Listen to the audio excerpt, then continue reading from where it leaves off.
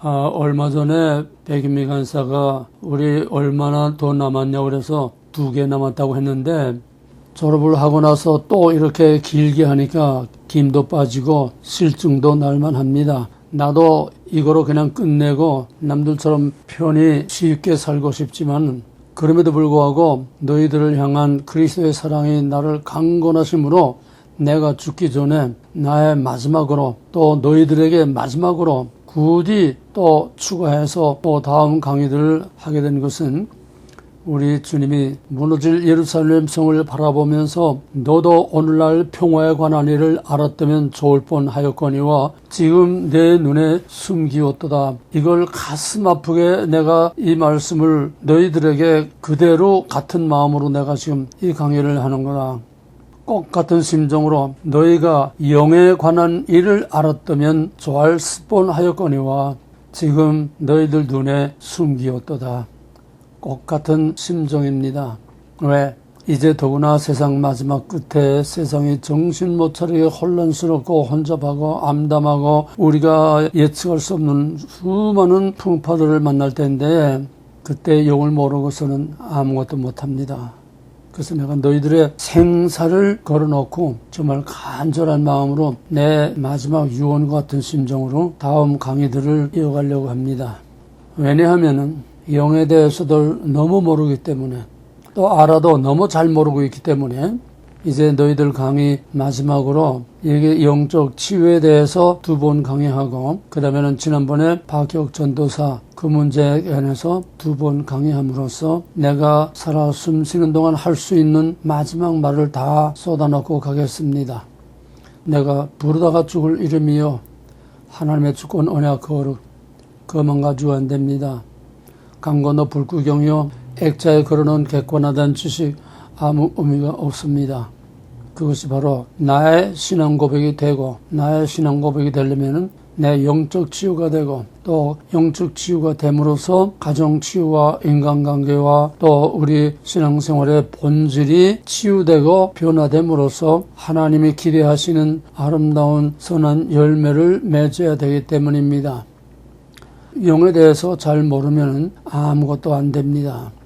첫째는 믿음이 너무 어려서 영에 관한 것을 말해도 들어도 잘 이해가 안 가고 그래서 영을 잘 모르는 사람들을 위해서 두 번째는 형식화된 신앙생활에 너무 쩔어서 마음이 굳어지고 영적으로 무지한 사람들을 위해서 세 번째는 너무 많은 것을 알면서 바리새인처럼 영적으로 교만해져서 돌같이 굳어진 사람들을 위해서 네 번째로는 성령을 체험하고도 영적으로 교만해서 모든 걸 아존인수격으로 해석을 하고 모든 영적인 문제를 자의적인 해석으로 자의적인 영적 생활을 하는 이게 제일 어려운 겁니다. 바울은 그리스도와 함께 내 정과 욕을 십자가에 못 박았다고 하면서도 나는 날마다 죽노라. 그러므로 영에 대해서 자만할 수 있는 사람은 아무도 없습니다. 우리가 마지막 때에 모든 많은 은사가 있지만 은사 중에 마지막 최후의 마지막 생사를 가르는 마지막 진위를 가르는 가장 중요한 은사는 영들을 분별하는 은사들입니다. 목사들은 흔히 은사 중에 더 크고 더 좋은 은사 사랑의 은사다. 사랑도 영을 모르면 빈 껍데기예요. 그런 의미에서 나는 박혁 전도사에서 바로 이런 것을 보는 것입니다. 바보야, 문제는 영이야. 지난번 내가 강의한 걸 다시 한번 들으시기 바랍니다. 바보야, 문제는 영이야. 영을 모르면 모든 것이 헛되고 아무것도 알 수 없고 할 수도 없고 아무 의미도 없습니다. 인생의 희노애락도 신앙생활의 실질적인 열매도 영을 모르는 것은 다 의미가 없습니다. 믿음은 삶의 열매가 있어야 하고 삶의 열매는 상처의 치유와 영적인 치유를 통해서만 맺을 수 있습니다. 그것이 아닌 것은 다 위선이요 껍데기입니다. 상처는 마귀의 둥지입니다. 지난번에도 말이 나왔을 겁니다. 또 오늘 말하는 중에도 중복되는 말들이 있을 겁니다. 그동안에 강의하는 중에 산발적으로 한마디 한마디 중간중간에 끼어 나온 거지만은 이제 마지막으로 종합적으로 정리를 합니다. 상처는 마귀의 핥힌 둥지입니다. 그리고 누가 말하는 거, 새가 머리 위로 지나갈 수는 있으나 내 머리 위에 앉아서 둥지를 틀게 해서는 안 된다. 다같이 새가 머리 위로 지나갈 수는 있으나 내 머리에 앉아 둥지를 틀게 해서는 안 된다. 다시 한번, 새가 내 머리 위로 지나갈 수는 있으나 내 머리에 앉아 둥지를 틀게 해서는 안 된다. 이것이 상처의 치유에서 가장 기본이 되는 것입니다. 그래서 에베소 4장 26, 27절에서는 분을 내어도 죄를 짓지 말며 해가 지도록 분을 품지 말고 마귀에게 틈을 주지 말라. 둥지를 틀게 하지 말라는 거예요. 머리로 지나가는 거는 감정으로, 순간적으로, 조건반사적으로 팍팍 감정이 오는 거는 그거는 하나님이 주신 풍부한 은혜입니다. 감정의 풍부한, 이것이 없으면 하나님도 사랑할 수 없고, 이것이 없으면 믿음을 체험할 수 없고, 이것이 없으면 형제도 진정으로 사랑할 수가 없어요. 그것이 네거티브 쪽으로 작용되느냐, 포지티브 쪽으로 작용되느냐, 그 감정이 무엇에 의해서 작용되느냐, 그것이 중요한 겁니다. 분을 내어도 죄를 짓지 말며, 뭡니까? 순간적으로 감정으로 욱해도 그걸 새가 지나가는 걸로 쫓아버리고 끝내야지, 그걸 마음에 품고 가슴에 품고 생각에 품고 있으면은 내 안에 사탄의 둥지를 튼다는 얘기입니다. 그것이 상처입니다. 그래서 마귀로 틈을 주지 말라. 그걸 품고 있지 말라. 그냥 초전박살, 감정이 팍 오를 때에 거기서 스탑, 거기서 끊어버리고 잘라버리고 헐 멀리 날아가 쫓아버리고 세상은 간 것 없고 구속한 주만 바라봅니다. 우리 주님을 바라보면서 주님이 당하신 통을 생각하면서 그걸 다 쫓아버리고 마귀로 틈을 타지 못하게 하라는 겁니다. 이것이 상처를 덜 입는 비결입니다. 상처를 안 입고 살 수는 없습니다. 우리가 생각과 마음처럼 그렇게 되지는 않습니다. 끊임없이 들어오는 모든 자극에서 우리는 각양각색의 상처를 계속 입으면서 삽니다. 이것을 최소화하는 것이 바로 믿음이요 상처의 치유입니다. 여기서 먼저 나라고 하는 인간, 나라고 하는 인간이 어떤 인간이었느냐. 하나님이 주신 것은 온데간데 없고 상처투성이의 인간, 상처투성이의 인격, 상처투성이의 내 삶이었다는 것을 먼저 고백하고 간증하면서 상처의 문제를 시작하려고 합니다. 이미 여러 번 말했듯이 나는 10살 때 어머님이 일본 경찰에 끌려가서 두드려 맞고 먼저 누워서 그 후유증으로 순교를 했습니다. 교회 바로 붙어있는 사택에서 순교를 했는데 우리 군노님이 어머니가 항상 내가 아프면은 내 머리 곁을 떠나지 않고 주기도문, 사도신경, 찬송 부르고 성경 읽고 기도하고 계속 이거를 하던 그것을 우리가 본 대로 우리 내비의 큰 누님이 어머니 병상 침상을 지키면서 계속 기도하고 찬송하고 주기도하고 성경을 읽고 계속 하다가 너무너무 연일 계속 하니까 너무 피곤하니까 얘들아 내가 잠깐 쉴 테니까 너희들이 좀 어머니 지켜라. 그래서 내 3살 위에 누이하고 나하고 둘이서 어머니를 지키면서 거기서 기도하고 찬송하고 성경을 읽고 주기도문 사도신경하고 그러다가 이제 찬성을 부르면서 내 영혼이 은총 입어 중한재심 뿌꺼보니 그 하늘나라 그 찬성을 부르는 중에 어머님이 운명을 하셨습니다. 그때 이 얘기들은 중간에 또 나왔으니까 그 상주라는 것이 10살짜리가 뒤에 상주로 따라가니까 온 영광 온천 읍 사람들이 다 나와가지고 그렇게들 울고 온 읍이 다 함께 그렇게 울며 장례를 지냈습니다. 내 어머니 돌아가시는 순간에 장난으로 취미로 그냥 즐김으로 화투를 치면서 이제 놀던 사람들이 밤에 이제 다 끝나고 나오면서 흩어져 돌아가는데 밖에 나오니까 하얀 소개발이 광목필 같은 서치라이트 같은 소개발이 하늘로 쫙 뻗어 있더래요. 그래서 옛날부터 옛날 사람들이 이걸 압니다. 소개발이 뻗친다고. 아주 훌륭한 사람이 돌아가시면은 그렇게 하늘로 가는 길을 열어서 속에 발이 뻗친다는 말들을 이 사람들이 다 알고 있으니까, 우리 용강원천에 누가 돌아가셨길래 이렇게 귀한 분이 돌아가셨나 그러면서도 이제 쑥덕거리면서도 갔는데, 그 다음날 소문을 들으니까 용강원천 거기에 전도관에 전도사가 죽었다는 소리를 들어서, 그래서 장례식 할 때 사람들이 다 나왔었습니다. 그래서 어머니를 보내고 뭐 여기저기 자세하게 다 얘기할 수 없어요.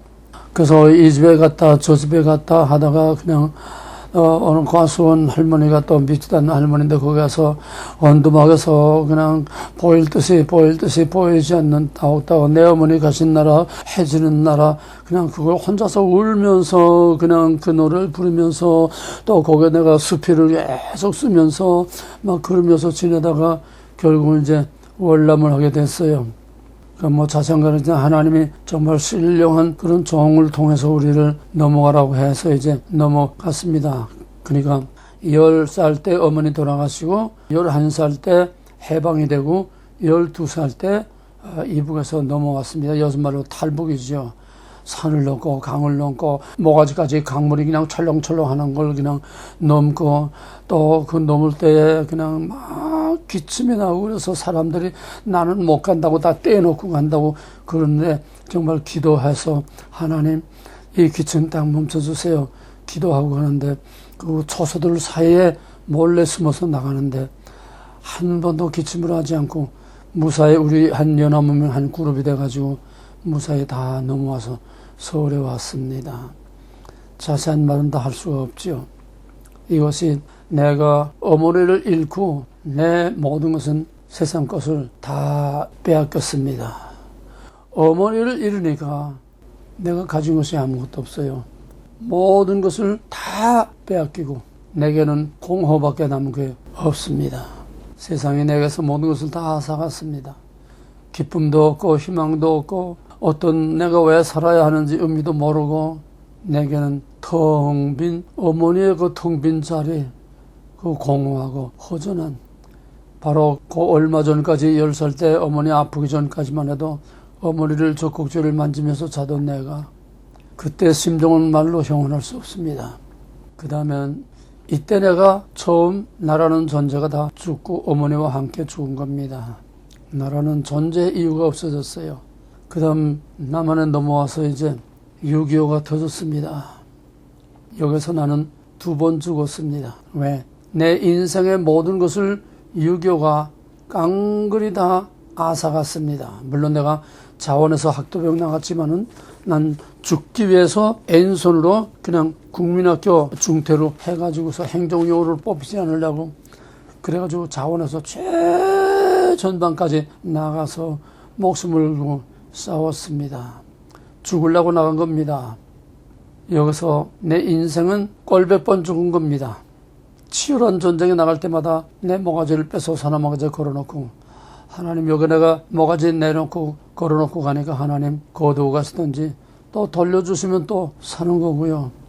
그런데 하나님이 나를 죽지 않고 살려서 전쟁의 불 속에서 잿더미에서 내 소대에서 한 사람밖에 소대장하고 2사람밖에 남지 않은 그런 치열한 전쟁에서도 하나님께서 나를 살려줬습니다. 전쟁터에서 육신적으로 이미 죽었고 수많은 죽음에서 살아났고, 무엇보다도 내가 군대에 있는 4년 동안에 다른 애들은 다 고등학교 나오고 다 대학교 가서 부산에서도 다 피난생활 하면서도 공부도 했는데 나는 학업의 기회를 놓쳤습니다. 고등학교 1학년 올라가자마자 6.25가 터져가지고 한 달 만에 3월 달에 올라가서 6월 달에 6월 터졌으니까 고등학교 1학년 3, 4, 5, 6 넉 달밖에는 공부한 게 없어요.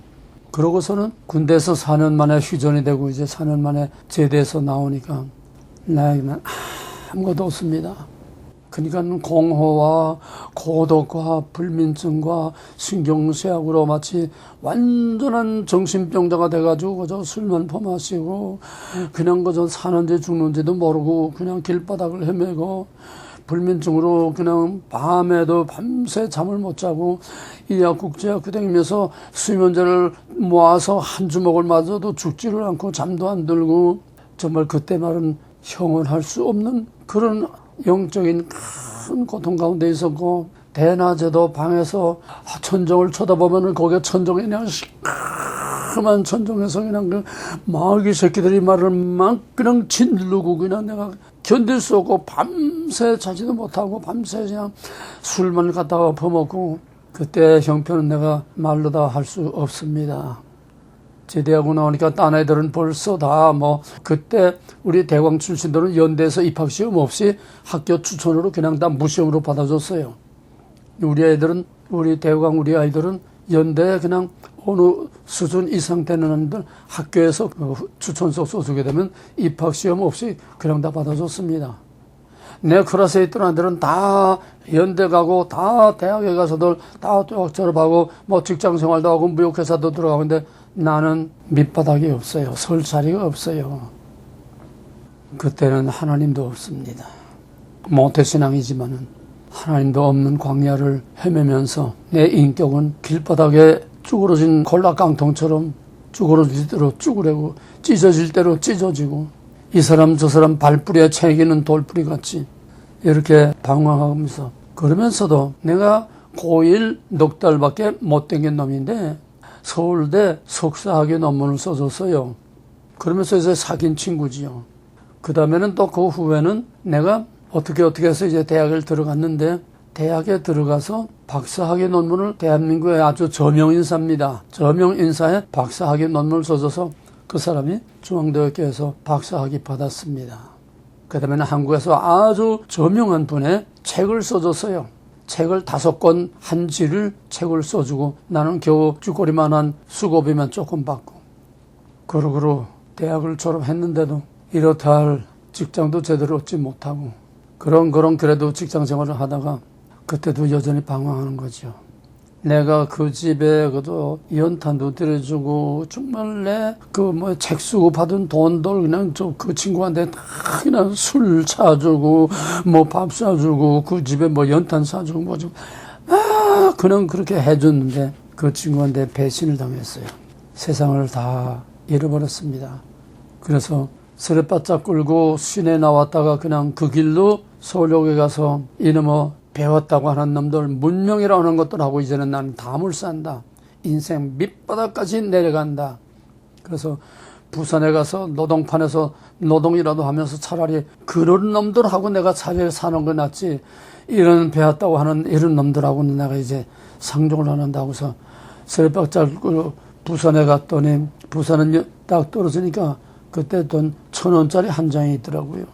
그래서 이렁저렁 해서 거기서 내가 그 광야를 헤매면서도 참 훌륭한 분들, 대학 교수분들, 이런 대 선배들을 내가 좀 사귀어가지고, 그래서 그분들이 이제 내가 편지를 썼더니 그분이 소개해가지고 대구 바로 교대 학장으로 있는 그 뭐뭐 인사에게 편지를 해서 이 사람 좀 어디 취직시켜주라고 음대 나왔는데, 그래서 그 사람이 그 바로 옆에 있는 이사벨 여자고등학교 거기에 음악선생으로 취직을 해줬습니다. 이것이 내가 리턴하는 터닝 포인트가 됐습니다.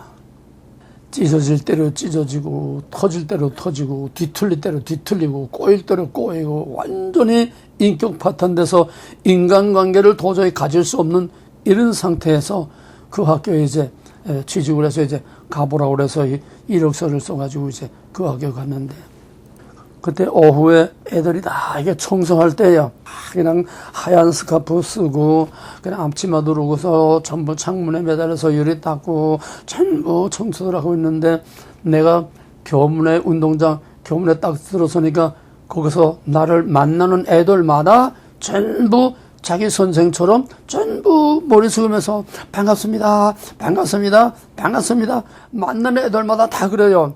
아이고 세상에서 버림받고 세상을 다 버리고 인생 맨 밑바닥에 부산에 한국의 그 노동판에서 마지막 내 인생을 그놈들하고 뒹굴며 살겠다고 한 나한테 세상이 다 나를 버리는데 나를 반갑다고 하는 사람이구나. 여기서 내가 확 그냥 정말 생기를 마신 것처럼 정신이 번쩍 들었습니다. 아, 세상에 나를 반갑다고 하는 사람들이 있구나.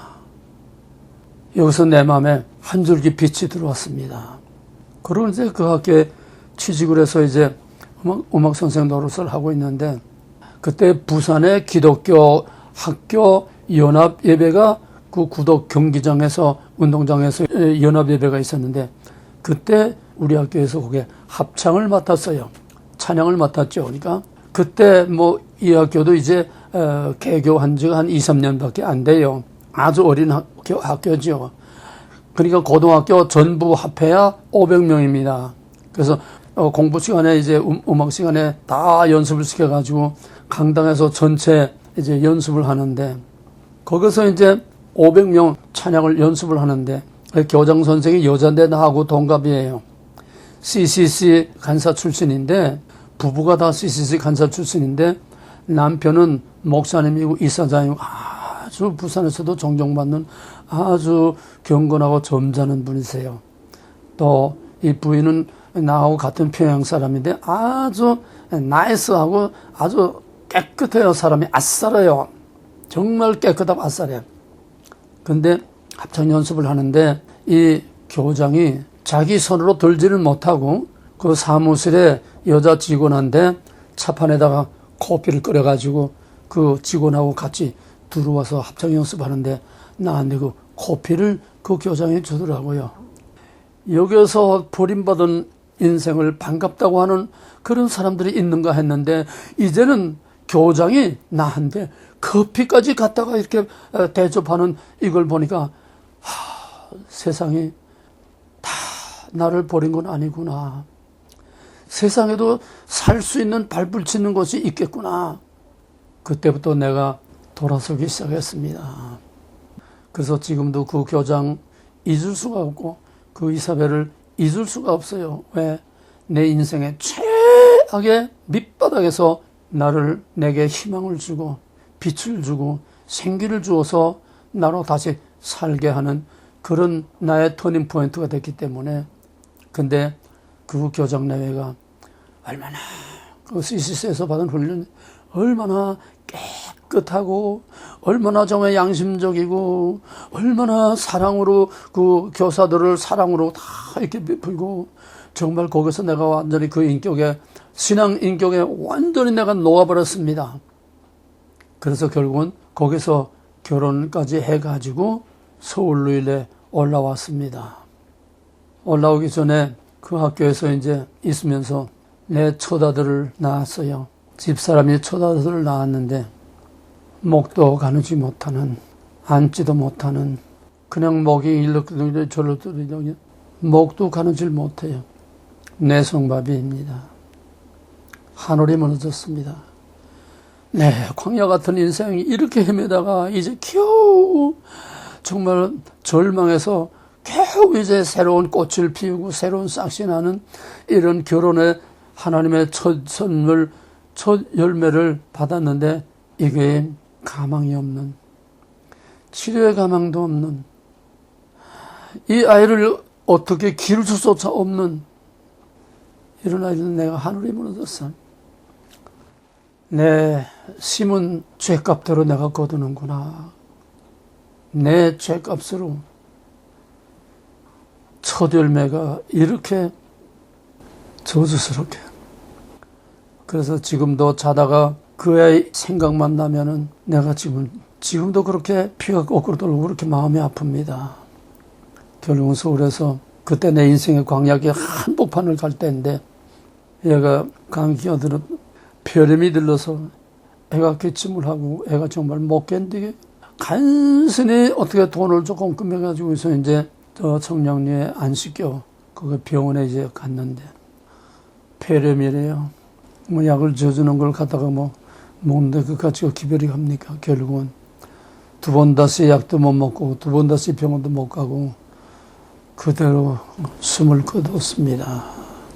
그걸 밤에 내가 고속들이 둘둘 말아가지고 뒷산에 먼데 가서 뒷산에 올라가가지고서 그걸 내 손으로 묶고 돌아와서 내 평생 내 죄값으로 그 귀한 첫 열매, 그 귀한 하나님의 첫 선물을 이렇게 저주스러운 이런 열매를 받은 것 평생 내가 잊을 수 없고 지울 수 없고 지금도 그 아픈 마음을 가지고 있습니다.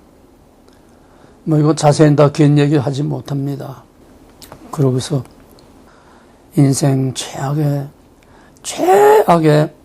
옛날에는 정신적으로 헤매면서 최악의, 물론 가난과 정신이 같이 겹쳤지만은 이제는 가정을 가졌는데도 이제는 먹을 걸 제대로 먹지도 못하고, 그 아이가 죽고 나서 이제 우리 둘째로 딸아이를 뵀는데 그 딸아이를 가졌을 때에 입덧을 하지 않습니까?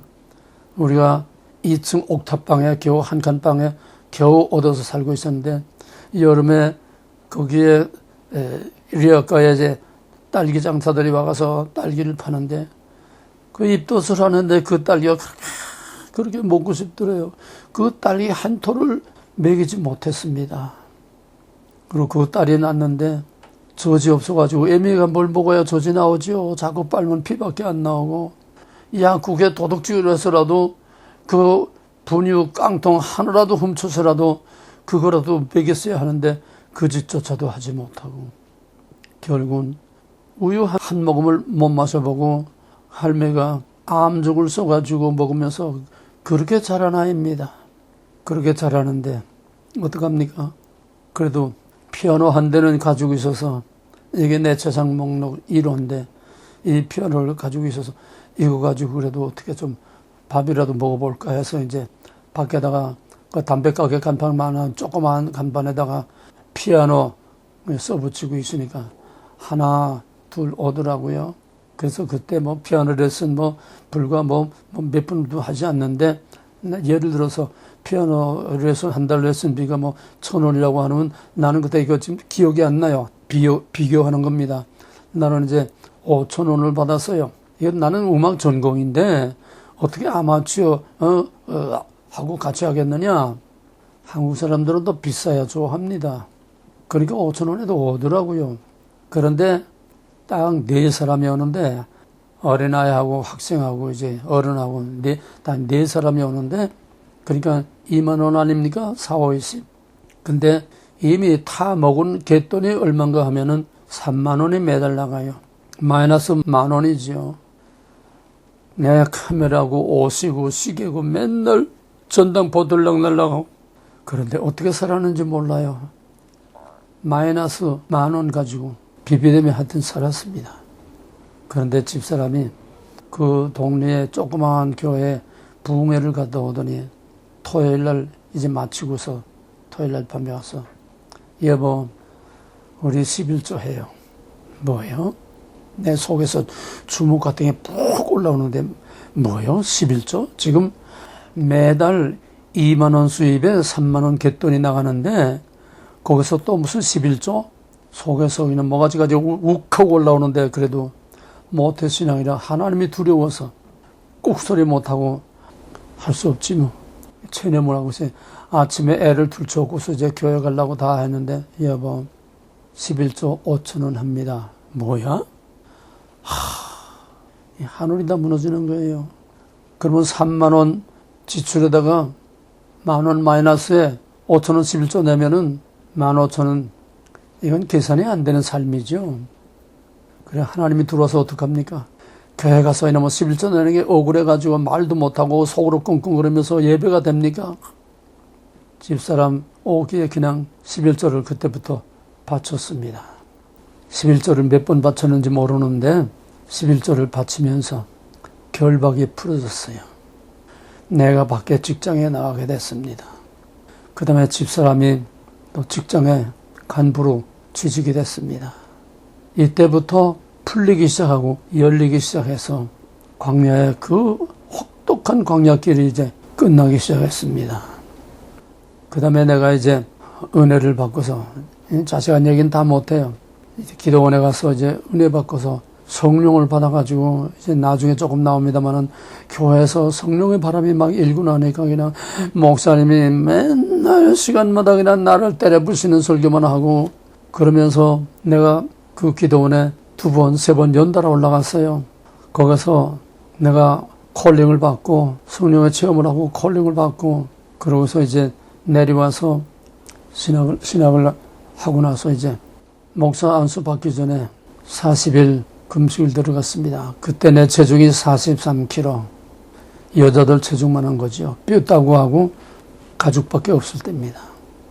그 몸 가지고 40일 금식 죽을 고비를 몇 번이나 엄동설한 소환 대한 때에 눈구덩에 오줌으로 나갔다가 이제 눈구덩에 거기에 꼬꾸라져가지고 정신을 잃다가 또 살아나오고 하나님이 이렇게 저렇게 나를 정말 죽을 고비를 몇 번 넘기면서 이렇게 해서 40일 금식을 무사히 끝내고 이제 돌아왔습니다. 그때 받은 말씀 내가 여러 번 너희들에게 말했지만은 하나님께서 내게 주신 세 가지 계명, 교만하지 말라, 나만 의지해라, 내 영광을 가로채지 말라. 그러고서는 내가 목사 안수를 받고 목회를 시작했습니다. 그렇지만은 목회를 시작했다고 달라지는 건 하나도 없었어요. 성령 받았다고 달라진 거 하나도 없었어요. 뭐 방언만 하고 뭐 무슨 은사 능력만 나타났지 내 인격은 변화된 거 하나도 없어요. 성령 받았다고 하루아침에 인격이 변화되는 게 아닙니다. 성령 받았다고 방언 받고 은사 받았다고 능력 행한다고 그 신앙 인격이 그 상처가 그 깊은 쓴뿌리가 없어지는 게 아닙니다. 바울은 로마서 15장 자기의 전성기 3차 전도 여행을 마친 그때부터 죽을 때까지 내멈춰서 복종케 하는 처참한 자기 훈련을 했습니다. 그래서 결혼을 했지만은 이제부터 상처의 치유로 들어갑니다. 내 간증을 자세히 하지 못해요. 중간중간 또 조금씩 토막으로 나오고 있으니까 결혼을 했는데 40일 금식을 한다고 사람이 달라지는 거 아닙니다. 나는 40일 금식하면은 뭐 엄청난 일이 일어날 줄 알았는데 40일 금식에도 하나도 달라지는 게 없어요. 부끄러운 얘기입니다만은 내가 성령 받고 은혜 받고 벌써 은사자들끼리 다 지하 간첩들 지하 조직으로 저희들끼리 다 통하는 것처럼 그때 은혜 받으니까 은혜 받은 사람들끼리만 어떻게 그냥 막 지하 조직처럼 연결되고 해서 은혜 받은 사람들 은사자들 많이들 이제 사귀게 되는데 내가 이제 40일 금식을 한다고 하니까 이제 금식 끝날 때에 아주 첫 번 축복 받겠다고 우리 집에 한 11명이 와서 딱 진을 치고 기다리고 있어요. 그래서 와서 먼저 하나님께 감사의 제사를 드리고 예배를 드렸습니다. 이하다 생략하고 그리고 정말 은혜 충만한 예배를 드리고 한 사람 한 사람 다 기도해주고 그런데 그날 저녁에 집사람을 때려 죽인다고 장착해 비들고 집사람을 쫓아다니고 집사람을 그냥 이 집을 그냥 빙빙 돌다가 그냥 문을 박차고 뛰어나가서 그 동네 방네 그냥 골목으로 뛰어다니고 나는 그 마누라 죽인다고 그냥 쫓아다니고 40일 금식하고 그렇게 마귀가 역사를 하더라고요. 40일 금식했다고 성령 받았다고 변화되는 게 아닙니다. 그러면서도 목회를 했습니다. 그러니까 내가 그 깊은 상처가 치유되지 않았는데 내 안에는 독이 가득 차 있고 분노와 불평과 원망과 이 상처로 꽉 차 있는데 내가 설교를 하면은 목사님 설교는 잘하는데 은혜가 안 되네요. 개척을 했는데 10달 만에 압구정동에서 10달 만에 240명이 등록을 했어요. 그런데 시작했을 때도 70명, 연말에도 70명. 한쪽 문으로 들어오고 한쪽 문으로 다 나가요. 은혜가 있다고 들어와서 좋다고 그러다간 결국은 다 나가요. 왜?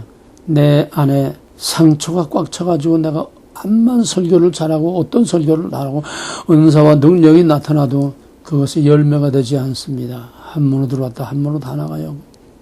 그래서 내가 딜레마에 빠져가지고서 어떤 장로님의 소개를 받아가지고 저 태백산에 뭐 굴이 있다고 그래서 그 태백산을 찾아갔어요. 태백산에 찾아가서 맨 꼭대기 바람이 너무 세니까 꼭대기에서 한 9분홍선 조금 밑으로 내려와서 그 큰 나무 있는 밑에다가 개인 천막 하나 치고 하나님 나 왔습니다. 그러니까 너 여기 뭐하러 왔냐 그래. 도대체 목회를 어떻게 해야 되는지 모르겠어요.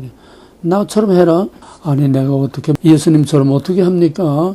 그러면 나 한 대로 나를 따라오고 나 닮아서 나 한 대로 한 바울을 한 대로 해라. 바울의 게 뭡니까? 예수님의 목회는 제자 기른 겁니다. 바울이 한 것도 결국은 제자들 기른 겁니다. 그래서 교회 와서 또 열심히 또 제자 훈련도 하고 뭐 무슨 이것도 하고 저것도 하고 다 했습니다. 소용없어요. 내가 변화되지 않고는 소용이 없습니다. 그러다가 또 나한테 은혜 받았다는 사람이 교회에 져준다고 그래서 목사님 땅만 마련하면 내가 져주겠습니다. 그래서 다 내가 돈 안 들이고 다 져서 이제 저당 잡아가지고 다 해서 다 했습니다. 그래서 사기꾼한테 걸려가지고서 교회를 잠실에다 교회를 건축을 했는데 이 사기꾼한테 걸려서 얼마나 내가 시달렸는지 모릅니다. 또 다른 한편 내가 은혜를 받고 목회를 하면서 대한민국의 양대 기둥이라고 하는 그 큰 기도원에 거기서 12년 동안을 영적 사역을 했습니다. 나중에 조금 얘기하겠습니다. 그럼에도 불구하고 나는 사랑이 뭔지를 몰랐어요.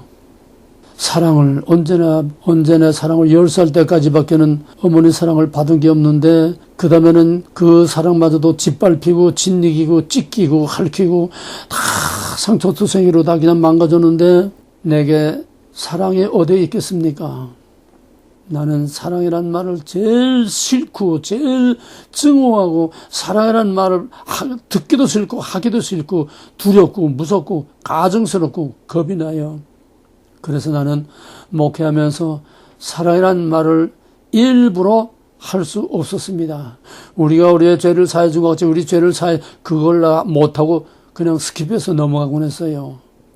하나님 10% 눈 뜨고 있는 그 하나님의 목전에서 하나님 내려다보는데 어떻게 거짓말을 합니까?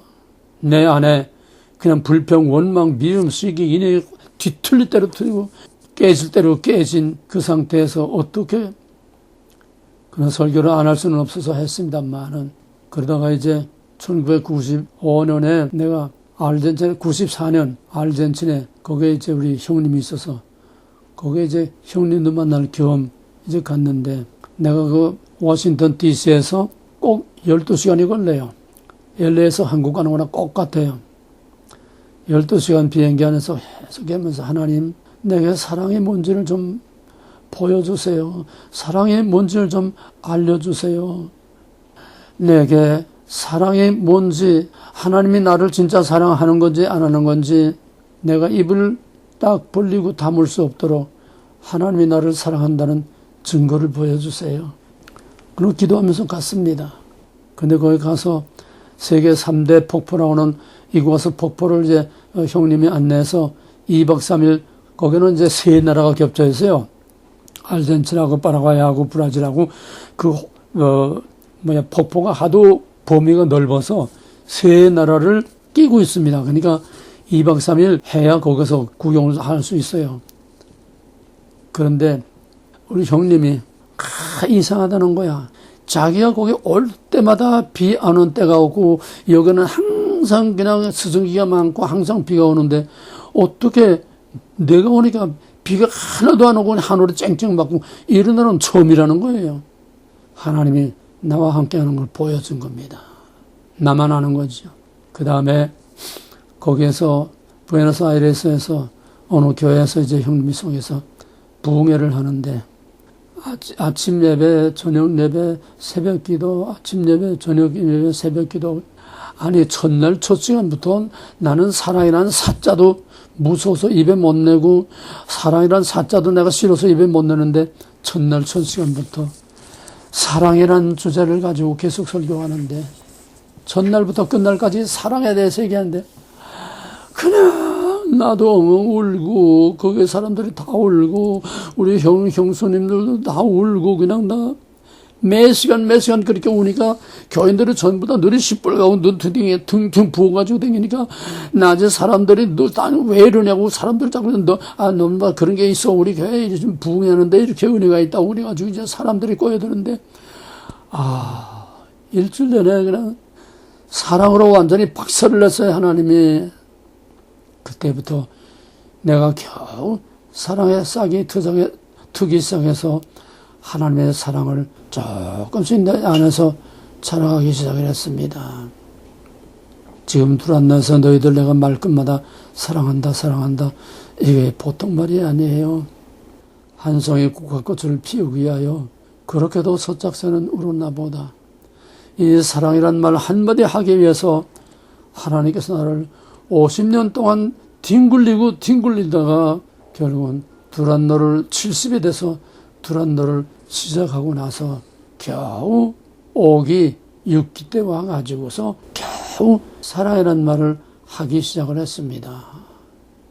내 입에서 사랑이란 말을 한마디 나가는 거에 그렇게 어려운 거예요. 70평생을 통해서 쓰라린 광야를, 험악한 광야를, 외로운 광야를, 너무나 고통스러운 광야를, 그 험악한 광야에서 70년 동안 거기서 단련받고 훈련받고 얻어 터지고 찢어지고 깨지면서 거기서 배운 사랑, 이것은 내게서 나온 사랑이 아니라 하나님께 받은 사랑입니다. 그래서 내가 받은 사랑으로 너희들을 사랑해서 사랑합니다. 사랑합니다. 처음에는 다 이상하다고 그러고 거북하고 어색하다고 그러고 다 그러더라고요. 하나님이 내 안에서 나를 사랑하시니 그 하나님의 사랑으로 사랑하니까 결국은 사람들이 시간이 가니까 나와 사이에 불신의 벽도 점점 무너지고 먼 거리감도 점점 좁혀지고 어떤 사람들은 사랑 안에서 나와 하나가 돼가지고서 정말 한 몸처럼 같은 핏줄처럼 그렇게 사랑하는 사람들도 있게 되고, 그런데 아직도 우리의 집구석은 지옥입니다. 이제 겨우 사랑이 싹트기 시작하는데 마귀는 오히려 더 역사하는 거예요. 우리 집사람은 내가 상처 치유되는 거 1%만큼 치유됐다가 하면 5% 10% 그냥 짓누게 버리고 그냥 핥히고 찢어버리고 터져버리고 상처를 내 스스로 치유할 수가 없어요. 그러면서 두란노 5기 6기에서 6기 졸업식할 때 처음으로 빌립보서 4장 1절 말씀을 한 나의 사랑이여 나의 멸류관인 사랑하는 자들아, 그 설교를 하면서 그때부터 사랑이 조금씩 꽃피기 시작했습니다. 근데 이건 다 연습이었어요. 이제 온라인 하면서 12기부터 사랑이 꽃을 피우고 사랑이 열매를 맺기 시작해서 12기부터 나와 너희들 사이에 사랑의 줄이 이어지고 사랑의 끈끈한 줄이 이어지고 사랑으로 치유가 일어나고 사랑으로 말씀이 흘러들어가는 역사가 12기부터 시작됐습니다. 내 인생, 내 사역은 언젠가도 얘기했지만은 12기부터 비로소 내가 제2, 제3의 인생을 시작한 겁니다.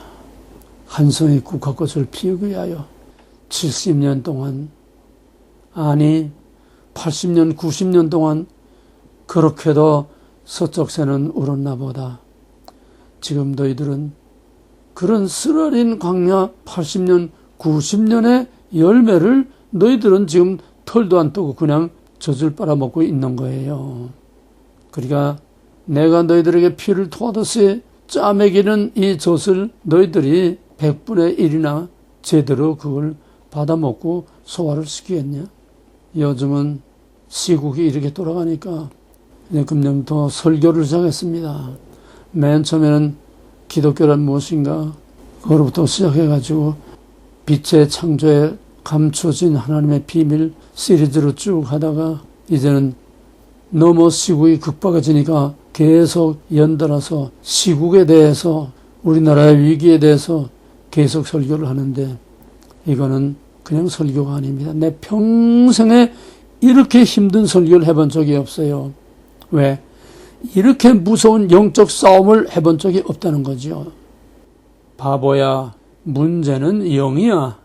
이게 보통 나오는 말이 아닙니다. 내 90평생에 쥐어짜고 쥐어짜서 나오는 말이에요. 영이 하는 것은 아무것도 안 되는 거예요. 그래서 지금은 마지막 영적 전쟁을 하는 건데 계시록 18장에 있는 것처럼 하늘의 큰 전쟁, 16장에서부터 18장까지 하늘의 큰 전쟁을 지금 치르고 있는 겁니다. 우리는 지금 정치적인 얘기하고 있는 거 아니에요. 매주 나가는 정치적인 얘기하고 있는 거 아니에요. 어떤 사람은 정치 얘기를 한다고 여기서 떨어져 나간 사람도 있어요. 너무너무 마음이 아픕니다. 두란노에서 겨우 창세기 1장 겨우 들어갈까만 한데 이게 싫어서 아무 말 없이 그냥 빠져나가서 불러도 대답 없고 돌아오지 않는 안타까운 우리 형 자매가 있습니다. 기도해 주시기 바랍니다. 그래서 지금 이것이 그나마도 이런 영적 싸움을 싸우고 있으니까 내 영이 메마르지 않고 마지막까지 내 사명을 다 감당할 수 있는 것. 지금 내 앞에는 하나님과 우리 민족과 우리 나라밖에는 배는 게 없어요. 두란노도 그 다음이에요. 나라가 있고 두란노고 신앙이 있고 두란노고 교회가 있고 두란노지. 지금 나라가 없어지면 교회도 없어지고 교회가 없어지면 신앙생활도 못하는데, 그래서 지금 책을 편집하고 책을 교정보고 정리하던 것도 일단 내려놓고 매 일주일 내내 일주일의 설교에 거기 매달려서 씨름을 하고 그냥 여기 일주일 내내 여기 매달려서 내가 좀 씨름을 하고 있습니다. 이건 설교가 아니에요. 일주일 내내 내 피를 쥐어 짜낸 거예요. 생명과 목숨을 여기에 쥐어 짜내는 겁니다. 여러분 이걸 꼭 들어야 됩니다. 이걸 지금 박영수이가 그냥 나오자마자 그냥 이걸 녹취를 한 것을 그냥 딱딱 내니까 너희들은 그냥 보기만 하면 되지만 사실은 너희들이 이걸 녹취를 해야 너희들의 살이 되고 피가 되는 거예요. 나는 지금 내 인생 마지막 내가 부르다 죽을 이름이요. 하나님의 주권 언약 거룩하고 내가 부르다 죽을 이름이요. 나의 목숨을 바치고 나의 목숨을 수십 번 수백 번 죽음의 고비를 넘기면서 내 피와 땀과 눈물을 바친 내 조국, 내 민족, 하나님이 보아서 나는 만세, 이거밖에는 내게 지금 배는 게 없습니다. 책이 좀 늦더라도 용서하세요. 책은 내가 없어도 너희들이 얼마든지 출판할 수 있습니다. 그러나 이 위기에 내 육성으로 말하는 것은 그 누구도 대신할 자가 없습니다. 책은 내가 다 못 내면 여러분들이 내세요. 모든 옛날에 유명한 사람들 다 사후에 그 아내나 그의 자녀들이나 또는 그 제자들이 낸 책들이 수두룩합니다. 내가 마지막 교정을 못 봤어도 출판사에서 다 해서 교정 보니까 그거 한번 그냥 보고서 넘어가면 얼마든지 책 낼 수 있어요. 사랑하는 형제들이요, 오늘 내가 이제 91인데 만으로 91인데 오늘 내가 여기 있는 거는 오직 창세로부터 예정과 선택 가운데 예정하시고 선택하시고 약속하시고 때가 찰 때 하나님이 나를 불러서 모태로부터 구별해서 모태로부터 나오자마자부터 내게 있는 모든 것을 다 끊어버리고 잘라버리고 외로운 광야길을 홀로 가게 하시면서 울며 벳세메스로 가는 그 암소와 같이 울며 내 90평생을 살아오면서 오늘까지 이 광야 생활에서 쌓아올린 이것이 너희들에게 하는 한마디 지금 나가는 메시지들이고 또 지금 나가는 설교들이고 지금 너희들에게 내 심장에 토하고 피를 토하고 내 생명과 기름을 다 토해내는 너희들을 향해서 하는 이것이 내 인생을 너희들에게 다 바치는 거예요. 나는 두란노 20년 동안에 내 인생의 마지막, 두란노의 마지막, 나의 유언으로서 내가 부르다 죽을 이름이요. 너희들을 향한 이 사랑을 마지막 내 생명과 피와 눈물과 땀을 다 너희들에게 쏟아주고 빈손으로 하나님 앞에 가려고 한다. 그래서 오늘은 주로 내에게 관한 얘기만 하고 다음 시간에는 내 가정과 와이프와 내 가정 치유를 해서 내 다음 시간에 실질적인 가정 치유의 사례를 이제 얘기하고 그 다음에는 너희들에게 내가 과제를 내어준 박혁 전도사 그는 누구인가? 그 동영상을 누가 간사들 중에서 그 동영상 2개 또 그 다음에 또 하나 동영상을 찾아서 축사하는 그 장면하고 또 목회자 세미나에서 설교한 거 하고 또 하나는 한국에서 목회자 세미나 한 3가지 올라간 거 있는데 맨 처음에 2개 올라가고 그 다음에 하나 올라갔는데 이걸 찾아가지고 다시 다음에 그걸 다시 올리기를 12기의 방에 올려주기를 부탁합니다. 감사합니다. 하나님 내가 무엇이고 한데 야곱이 내 인생 내 나이 130년이건만은 내 인생이 험악하였나이다. 그가 세상의 모든 험악한 길을 다 가고 마지막에 육신의 두 눈이 다 멀었을 때야 비로소 아브라함에게 동선악을 바라보라 한 그 비전을 바라보면서 12아들 12지파 위에 세워질 위대한 다윗의 왕국, 위대한 하나님의 메시아 왕국을 바라보게 하는 마지막 다윗의 그 때를 내게 허락하셔서 내 인생 험악하고 외롭고 슬프고 찢어지는 아픔을 다 보내고 이제 마지막에 내 숨을 거두고 내 눈을 감기 전에 내게 있는 모든 것을 다 쏟아붓고 이 마지막 때를 위하여 또 우리 앞에 곧 다가오고 있는 일들을 위해서 내가 모든 걸 쏟아부을 때에 이것이 나의 마지막이요 나의 유언으로서 남겨주는 말들을 저들의 가슴 깊이 새겨서 하나님의 능력 안에 마지막 모든 암묵하고 암담한 터널을 정면 돌파 통과하고도 남을 수 있게 하여 주시옵시고 무엇보다도 자기의 상처의 치유, 가정의 치유, 영적인 치유를 통해서 하나님의 말씀이 살아 역사하게 하시며 하나님의 말씀이 가정과 가는 곳마다 하나님의 천국을 이루게 하여 주시옵소서. 나의 90평생 함께 하신 하나님, 지금도 너무나 많은 광야길을 헤매며 가는 나의 사랑하는 아들, 딸들이 있습니다. 저들이 나와 함께 이 말씀을 붙들고 주님과 함께 걸어가게 하여 주시고 바울이 달려간 길, 내가 달려간 길, 저들도 끝까지 다 달려가게 주님께서 함께해 주시옵소서.